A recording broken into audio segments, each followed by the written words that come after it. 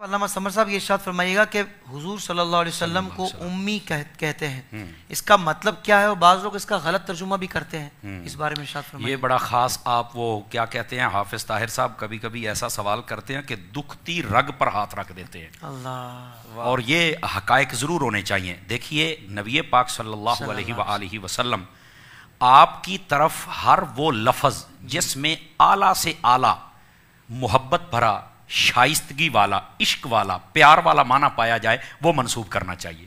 کیا بات ہے! جو لفظ گندا ہے وہ تو کر ہی نہیں سکتے۔ علماء فرماتے ہیں اگر لفظ کا کوئی ایک زاویہ بھی غلط ہو تو وہ بھی استعمال نہیں کر سکتے، یہ بارگاہ ایسی ہے۔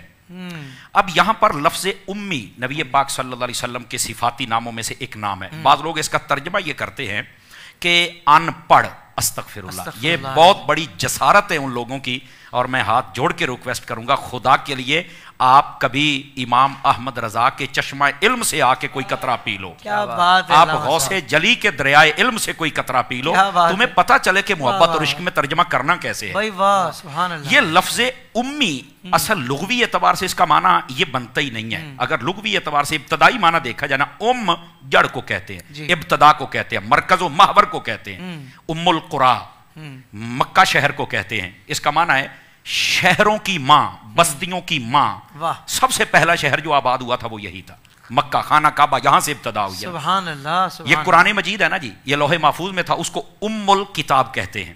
سمجھ آ رہی ہے جی؟ یہ جو ام الکتاب ہے نا، اس کا معنی جتنے علوم ہے وہاں سے چشمے پھوٹتے ہیں۔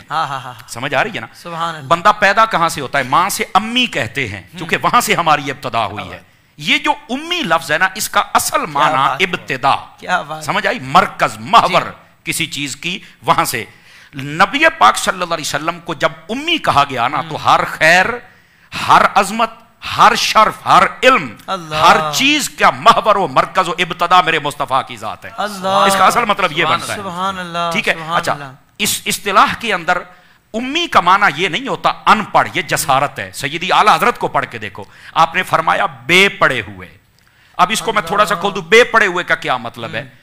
بے پڑھے کا مطلب یہ کہ جس نے دنیا میں کسی سے نہ پڑھا ہو، نہ کوئی اسکالر ہو، نہ کوئی استاد ہو، نہ ماں باپ نے پڑھایا ہو، نہ چچا دادا نے پڑھایا ہو۔ تو اگر نبی پاک صلی اللہ علیہ وسلم پڑھے ہی نہیں تو بعض لوگ کہتے ہیں پھر ان پڑھ کہہ دیں، اور میں نے کہا بھائی جاہل تجھے یہی تو سمجھا رہے ہیں، تھوڑی سا سن تو صحیح نا۔ ہم اس معاملے میں پورے جذباتی ہو جاتے ہیں، مہربانی اپنے آپ کو سنبھالیے تھوڑا سا۔ بھائی تم نبی پاک کے بارے میں یہ ترجمہ کرتے ہو، تمہیں نے یہ حدیث نہیں پڑھی؟ حضور فرماتے ہیں بعثت معلما، اللہ نے مجھے معلم بنا کے بھیجا ہے۔ او بھائی مجھے بتاؤ معلم ان پڑھ ہوتا ہے؟ کچھ خدا کا خوف کرو یار، جو معلم ہوتا ہے اسے ہر چیز کا علم ہوتا ہے۔ اور پھر انگریز بھی مان گیا ہے، وہ کہتا ہے فلکیات ہوں یا ارضیات ہوں، بحریات ہوں یا بریات ہوں، معدنیات ہوں یا سیاسیات ہوں، وہ معاملات ہوں یا عبادات ہوں، جس پہلو کے اعتبار سے دیکھا جائے میرے محبوب کریم صلی اللہ علیہ وسلم لگتا یہ ہے کہ ہر چیز کے ماہر ہیں۔ سبحان اللہ! انگریز کہتا ہے ہمیں پتہ ہی نہیں تھا آسمانوں میں کتنے برج ہوتے ہیں، حضور کی حدیث سے ہمیں پتہ چلا ہے۔ پتہ ہی نہیں تھا سمندر کے اندر کیا ہوتا ہے، ہمیں حضور کی حدیثوں سے پتہ چلا ہے۔ کھاری اور میٹھا سمندر کہاں ملتا ہے، ہمیں پتہ ہی نہیں تھا، قرآن سے پتہ چلا ہے، حضور کی حدیثوں سے پتہ چلا ہے۔ ستارے کیسے ہوتے ہیں پتہ ہی نہیں تھا، چاند کیسے نکلتا، حضور نے سب کچھ بتایا۔ کھانا پینا اٹھنا بیٹھنا یہ جس نے سب کچھ سکھایا، اس کو ان پڑھ کہتے ہو؟ جاہل ہو، کچھ خدا کا خوف کرو۔ اور پھر وہی بات نہیں، تھوڑا سا حضور ہوڑا ہاتھ رکھو، میں کہا تیرے نہ کی میں ہوڑا ہاتھ رکھا، تیرے پیو نو کوئی جاہل آکھے تو تو برداشت کرے گا؟ شرم نہیں آتی یار، حضور کے بارے میں ان پڑھ کہہ رہے ہو، حضور کے بارے میں ان پڑھ کا لفظ استعمال کر رہے ہو، یار خدا کا خوف کرو تھوڑا سا۔ امی لفظ کا یہ معنی ہی نہیں ہے۔ اب اگلی بات، امی کا مطلب ہوتا ہے جو دنیا میں کسی سے نہ پڑھے، تو پھر حضور دنیا سے نہیں پڑھے تو پھر پڑھے کیسے ہے؟ یہ بھی تو ایک سوال ہے نا۔ سبحان اللہ! قرآن مجید نے یہ مسئلہ حل کر دیا ہے، فرمایا الرحمن علم القرآن، فرمایا رحمان وہ ہے جس نے قرآن سکھا دیا ہے، خالق الانسان، اور پھر انسان کو پیدا فرمایا۔ میں زیادہ آگے آیتیں نہیں پڑھتا، صرف 3 پر اکتفا کرتا ہوں۔ علماء فرماتے ہیں یہ جو رحمان ہے اللہ کی ذات ہے، فرمایا علم القرآن، میں نے قرآن سکھا دیا۔ قرآن کتاب ہے، سکھانے والا رب ہے، دو چیزیں ہوگی، جس کو سکھایا بتاؤ وہ کون ہے؟ تو تمام مفسرین فرماتے ہیں اس سے مراد حضور کی ذات اقدس ہے۔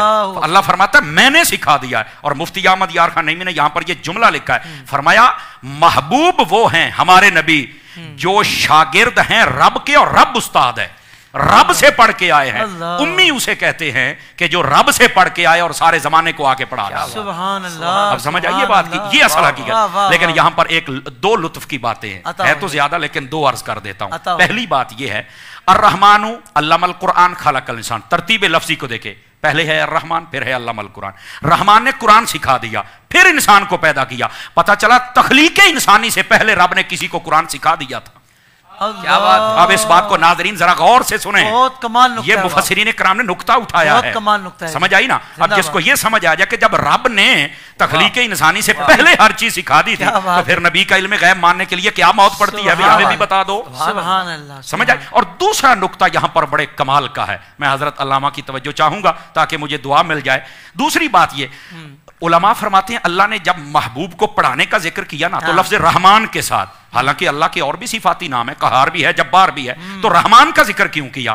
فرمایا اشارہ اس طرف ہے کہ جب بھی کوئی کسی کو پڑھاتا ہے نا تو کبھی کبھار ڈانٹ ڈپٹ اور سزا دیتا ہے، میں نے اپنے حبیب کو پڑھایا ہے، نہ ڈانٹ دی، نہ ڈپٹ دی، نہ سزا دی ہے، میں نے اپنی رحمانیت کے ساتھ اپنے محبوب کو پڑھایا ہے، انتہائی شفقت، پیار، محبت اور رحمت کے سائے میں رکھ کر اپنے حبیب کو پڑھایا ہے۔